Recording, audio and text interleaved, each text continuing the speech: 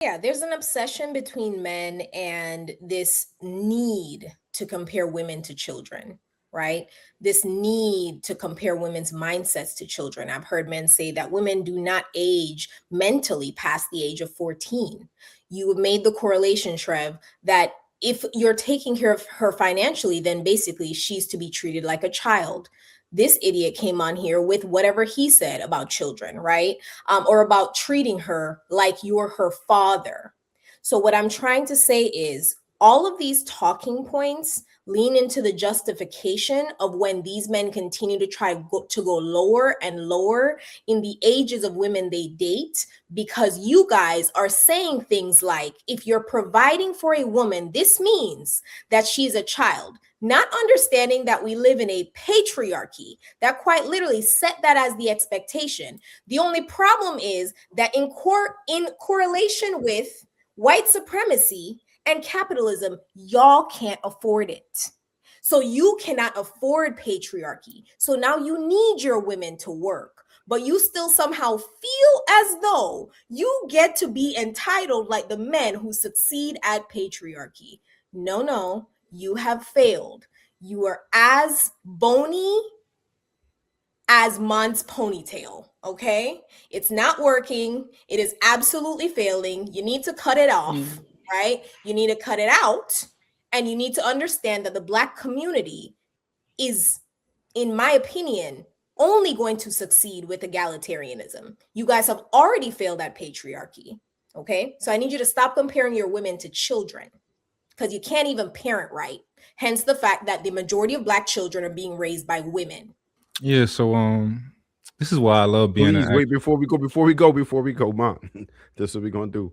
We're gonna like eliminate no homonyms, no like we're Trev, gonna try to stay on Trev, you know topic, I don't get please. into that. I'm mature. I You bet. know that. Come You on. got it. My bad. You got it. Yeah, me as an actual intellectual, I like to inquire about things. I ask a lot of questions, right? So we're pretty automatically, I'm calling her pretty because that's her name, where she automatically, took offense to what I said. I was saying spanking the way that you would say, oh, I just spanked the sports team. You know, we just spanked the Cowboys. But for whatever reason, she chose to make it about sex, which that's what she get into. But however, I think an intellectual as myself, I would have inquired. I said, "Excuse me, what do you mean by that?" Right? Because that's just how I get down. I'm mature though. So that's to that point. But now I like to qualify my other statement. So it's my belief that when it comes to men and women, especially in a marriage or a long term relationship, I think that we're very close to mothers and fathers to each other. Um, and you can ask your woman. I don't know about other guys, but I can ask my woman right now. What are the things that I do for you that your father didn't do for you? And they'll pretty much match up 1,000%. I know for me, uh, I won't give my daughter away to a man unless he can fulfill my entire role as a father. Can you take care of her? Um, can you make sure that she's safe emotionally, physically, mentally? All of these things. Will you, give your life for her?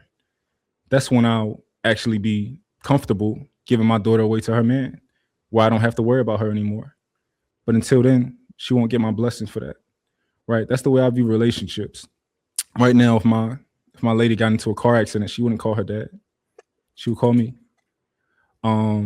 If she was stranded somewhere, she wouldn't even think to call her dad because he has his own wife.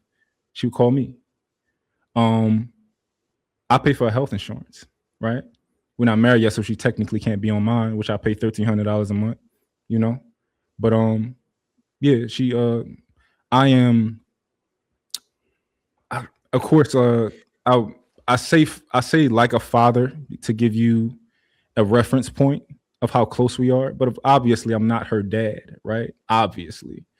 But yeah, I think men and women, once you get a wife or a husband, you're pretty much becoming very, very close to a father or a mother.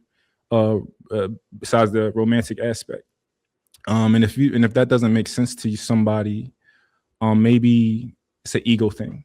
But I think it's plainly put. I think it makes sense.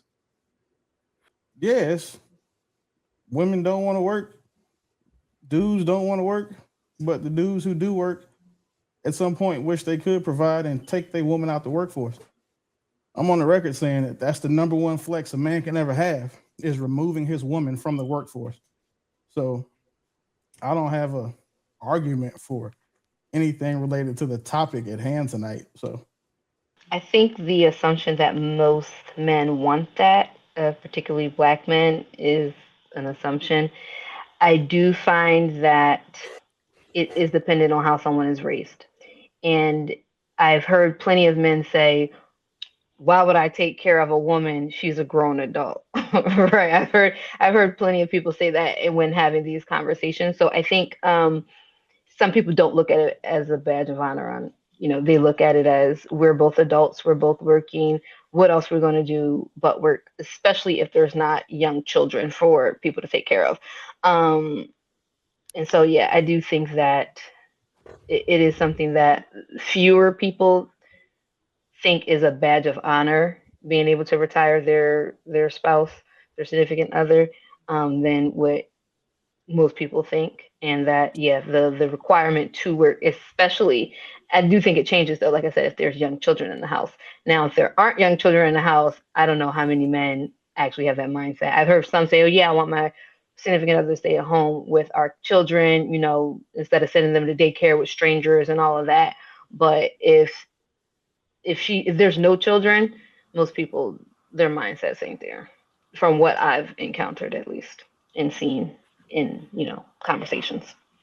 Tony, it looked like you had Okay. your hand raised. I'm gonna Yeah. let Tonya go. We do have a clip we want to play in a minute too. So I was just gonna we'll say hold that on. in certain situations where the women have to feel safe enough to be in a position to let him handle everything and take care of all the decisions and stuff like that, you gotta also factor in that's, I don't know if it's a small percentage, but I think it's like 1 in 4, I believe. 1 in 4 women actually fall victim to the hands of abuse at these men that's in power in their relationships.